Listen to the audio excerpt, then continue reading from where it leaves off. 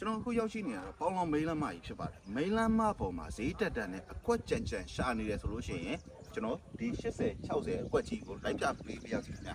ဒီ80 60အကွက်ကတော့ကျွန်တော်တို့အနောက်လဲဖြစ်မယ်ဒီနေရာကနေပြီးတော့ပုပ္ပသီမျိုးဒုက္ခဒီပါရက်ကွက်ပေါင်းလောင်းမိန်းလမ်းမကြီးပေါ်မှာတိရှိတယ်ပေါင်းလောင်းမိန်းလမ်းမကြီးဆိုတာကတော့ကျွန်တော်လမ်းကျယ်ကြီးဖြစ်တယ်ကျွန်တော်စော်တော်လမ်းနေပြီးတော့ဟိုဘက်ဖတ်တာလမ်းဒီပေါက်တဲ့လမ်းဖြစ်ပါတယ်ဘေးပတ်ဝန်းကျင်လူနေတော်တော်ရှိတာကိုတွေ့ရမှာဖြစ်ပါတယ်ဗရောလမ်းမအလီနာမှာတည်ရှိတာဖြစ်ပါတယ်ချန်ကတော့မျက်နှာပွင့်80နောက်ကိုပေ60အကျယ်ရှိမယ်အထက်မှာလည်းအကျန်းနဲ့တိုက်တစ်လုံးပေါဝင်တာကိုတွေ့ရမှာဖြစ်ပါတယ်လူချင်းတို့ခေါ်စီကလည်းကြက်သိန်း3650သိန်းတိတိပဲခေါ်ထားတာဖြစ်ပါတယ်နေရတော်တော်လေးကောင်းပါတယ်လူချင်းတို့